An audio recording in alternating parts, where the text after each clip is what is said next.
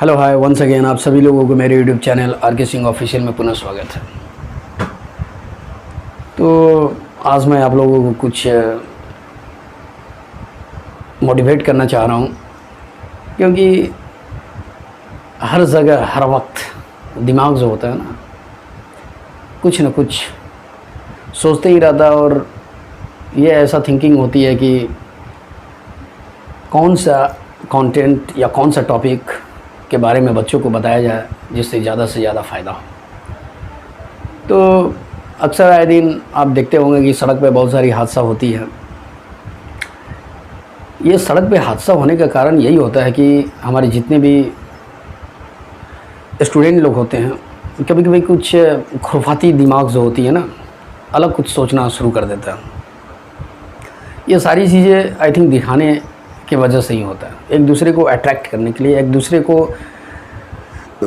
अपने आप को दिखाने के लिए कि देख मैं तेरे से ऐसा कुछ करता हूँ, मैं जो करता हूँ आप नहीं कर सकते हो। इस तरह की ख्यालात दिमाग में लड़के लोग को आते ही रहता है। तो ऐसा कुछ मत करो बाबू जिससे आपको दिक्कत हो, यहाँ तक कि आपके पेरेंट्स को भी दिक्कत, आपके फैमिली को दिक्कत। आप लोग को क्या, किसी तरह की कोई दुर्घटना होगा, पैर हाथ तोड़वा करके अपने घर पे आओगे, माँ बाप को प्रॉब्लम होगी। तो इन सारी घटनाएं कब होती हैं? लापरवाही की वजह से। आप किसी दूसरे को दिखाने के चक्कर में अपना पैर हाथ तोड़वा लेते हो।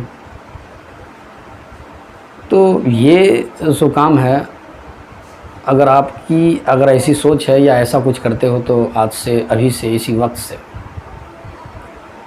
ये अपने दिमाग से लगा दो।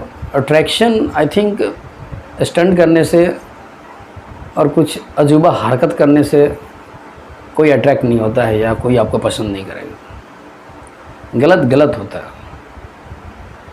हम लोग जिस स्टेज में पहुंच चुके हैं, हम लोगों ने बहुत सारी चीज़ों को देखा, समझा, परखा, और सभी चीज़ को तौल मटोल करके, और उसके बाद आपको एक प्योरिटी, एक शुद्धता के साथ आप लोगों के सामने परोसा जाता है। टीचर होने के नाते ये हमारा राइट बनता है कि आप लोगों को अच्छी अच्छी बातें बताएं, हर तरह की नॉलेज आप लोगों को दिया जाए, जिससे आप अपने माँ बाप का नाम रोशन करो। हर एक बच्चे का एक जो टीचर होते हैं वो उनका एक आइकन होते हैं। हर एक स्टूडेंट अपने टीचर को लाइक करते हैं, पसंद करते हैं। तो क्यों करते हैं? उनमें कुछ क्वालिटी है, उनमें कुछ है, तब तो पसंद करते हैं। तो ऐसी चीज़ें अपने अंदर में पैदा करो। तो वो क्या करना है, क्वालिटी वाली, मतलब एक दूसरे को रिस्पेक्ट करना, अपने माँ बाप को केयर करना, उनकी कहना मानना, गरीबों को मदद करना, ईमानदारी जो होती है इसको भी फॉलो करना है। ज़रूरतमंद लोगों को, भूखे लोगों को, प्यासे लोगों को, बहुत सारे कोटेशन हैं। नेट पे सर्च करोगे ना तो बहुत सारी चीज़ें आपको मिलेगा, क्या सही है, क्या गलत है, क्या करना चाहिए, क्या नहीं करना चाहिए, कैसे अपने बड़े रेस्पेक्ट करें।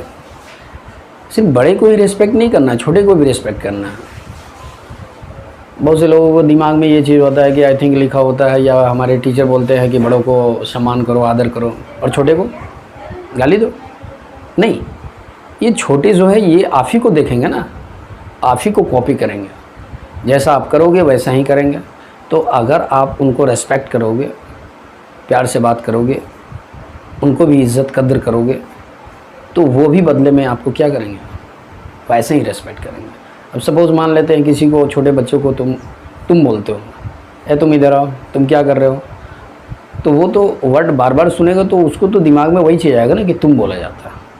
अगर इसी तुम को थोड़ा सा हटा करके हम लोग आप अगर बोलते हैं छोटे को, आप क्या कर रहे हो, तो उनको ये आप जो है ना, ये वर्ड उनके दिमाग में एडजस्ट हो जाएगा। और जब भी वो किन्हीं को बोलेंगे तो वो आपसे ही बोलेंगे। इसलिए कोशिश करना चाहिए कि किसी को भी गलत सजेशन नहीं दीजिए। अगर आप सही सजेशन नहीं दे सकते हैं तो गलत सजेशन भी ना दें। कहा जाता है ना कि आप किसी को अगर बचा नहीं सकते हो तो मारने का भी हक नहीं है।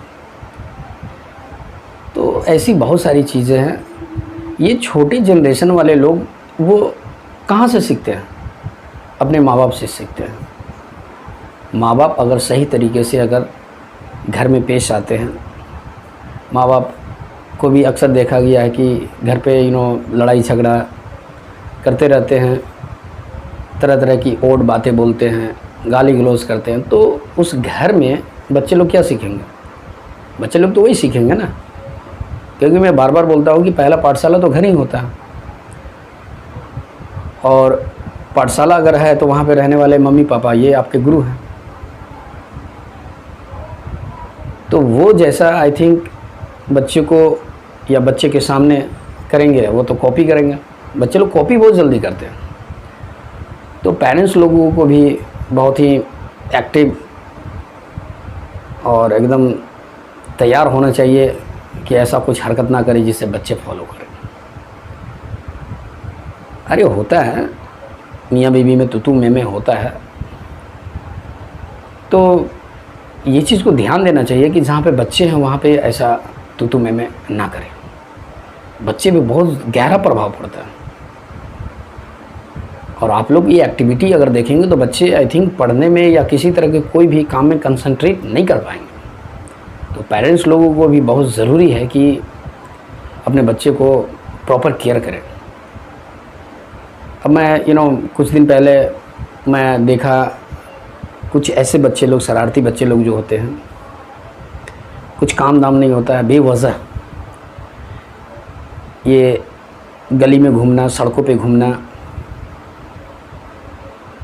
ग्रुप बना करके इधर से उधर भटकना, साइकिल लेकर के चलना, बाइक लेकर के चलना, होए होए होए, बेवजह कोई काम नहीं है।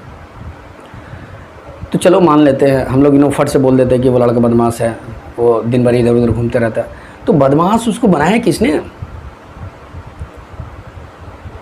किसने बनाया? कभी सोचे?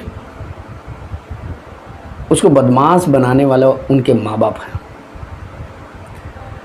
ये दोपहर में या रात में बच्चे बाइक लेकर के या साइकिल लेकर करके या बेवजह आई थिंक इधर से उधर भटक रहे हैं बिना टाइम टेबल का।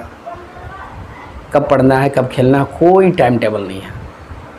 तो आप तो पेरेंट्स तो एक्टिव होंगे ना कि अगर ये बच्चा गया है, ये टाइम में गया है या दोपहर में निकला है, कहाँ गया है, किसके साथ गया है, अभी तक नहीं आया है, तो ये सब तो ध्यान देना पड़ेगा। और अगर ध्यान नहीं देते हैं तो बच्चा जब बिगड़ जाएगा ना तो फिर आप नहीं संभाल पाओगे। कोई चांस नहीं है। चिड़िया चुग गई खेत तो फिर पछताने से कुछ फ़ायदा नहीं है। नियम है रे बाबा, नियम।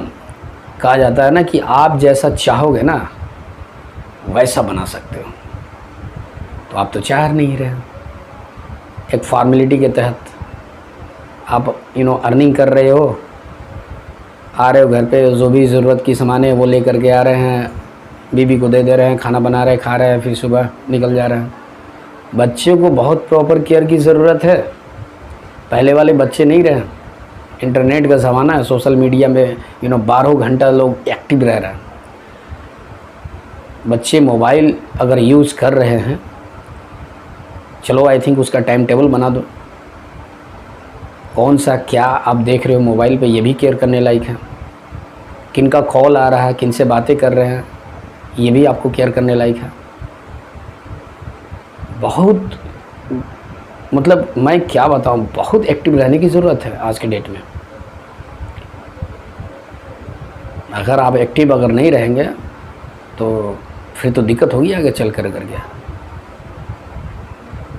हमारे प्रोफेसर जी बताए थे कि देखो बेटा, जब हम लोग पेड़ लगाते हैं ना, हम लोग जब पेड़ लगाते हैं और उस पेड़ को जैसा आप आकार देना चाहते हैं ना वैसा आकार, अगर उस पेड़ को आपको अगर